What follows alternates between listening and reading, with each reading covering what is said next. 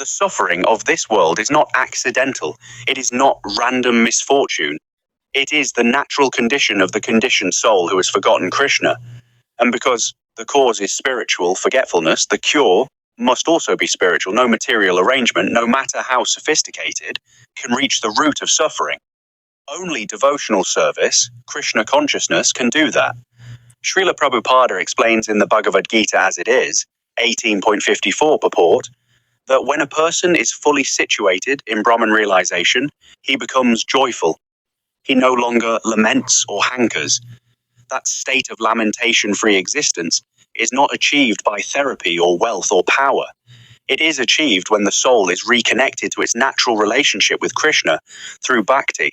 The Srimad Bhagavatam, 1st canto, 2nd chapter, verse 6, declares this directly. Savai pumsam paro dharmo yato bhaktir adhoksaje ahaituki apratihata yayatma suprasidati.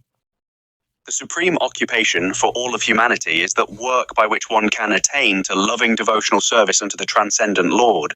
Such devotional service must be unmotivated and uninterrupted to completely satisfy the self. Prabhupada comments that when the self is fully satisfied, lamentation and suffering have no more ground to stand on. The satisfaction spoken of here is not the satisfaction of the mind or the body, it is the satisfaction of the Atma itself. That is the only satisfaction that permanently resolves suffering.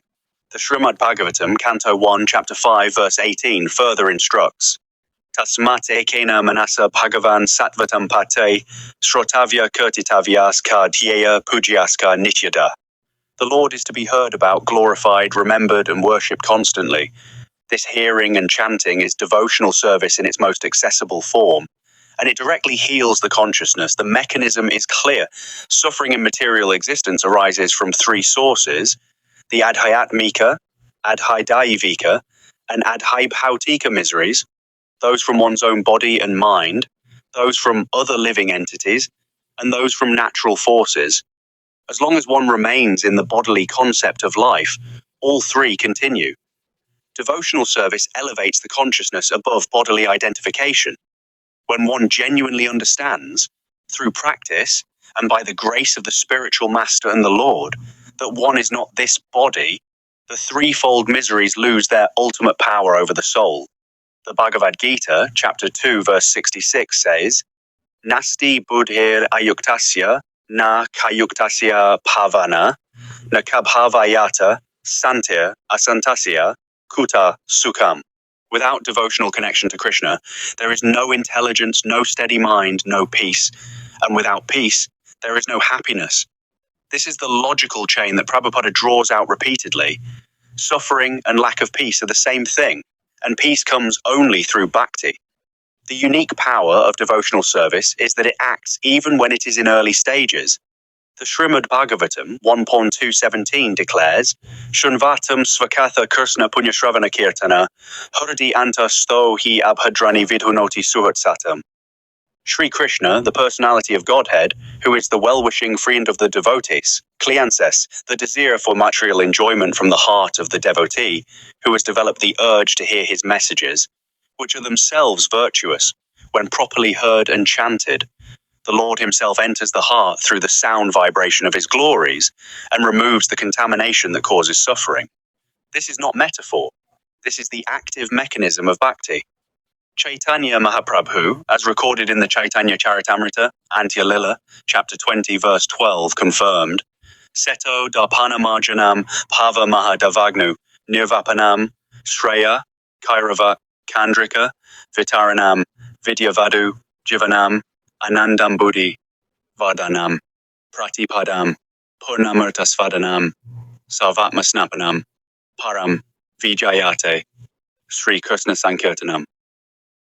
The chanting of the holy names of Krishna cleanses the mirror of the heart, extinguishes the blazing forest fire of material existence, which is the very fire of suffering, and gives the living entity an ocean of transcendental bliss that increases at every step. Suffering is here described as a great forest fire. The holy name is the extinguisher. Nothing else is offered as the extinguisher. Prabhupada was uncompromising on this point. In his purports throughout the Bhagavatam, he repeatedly showed that material welfare work without Krishna consciousness only rearranges suffering. It does not eliminate it. One may receive food relief and still die in anxiety. One may receive medical care and still remain in lamentation. The Bhagavatam 2.1.2 calls those who do not engage in devotional hearing and chanting of the Lord's glories as laboring in vain. The Bhagavad Gita 9.33 confirms the urgency. Kim punar brahmana punyabhakta rajasyasthatha anityam asukam lokam imam prapya bhajasvamam. This world is temporary and full of suffering. Therefore, one should engage in devotional service to Krishna. The word anityam asukam means impermanent and joyless. That is the nature of conditioned life.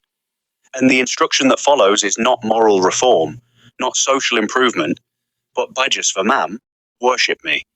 The great Acharyas confirm this without deviation. Rupa Goswami, in the Bhakti Rasamrita Sindhu, describes that devotional service brings about the highest pleasure of the soul, Atmendriya Priti. And that pleasure, once tasted, makes all suffering seem insignificant, and eventually dissolves the very causes of suffering by burning up accumulated karma and purifying the consciousness. Suffering ends not by fighting its symptoms, but by restoring the soul's lost relationship with Krishna. That restoration is devotional service. It is the only process that reaches the root.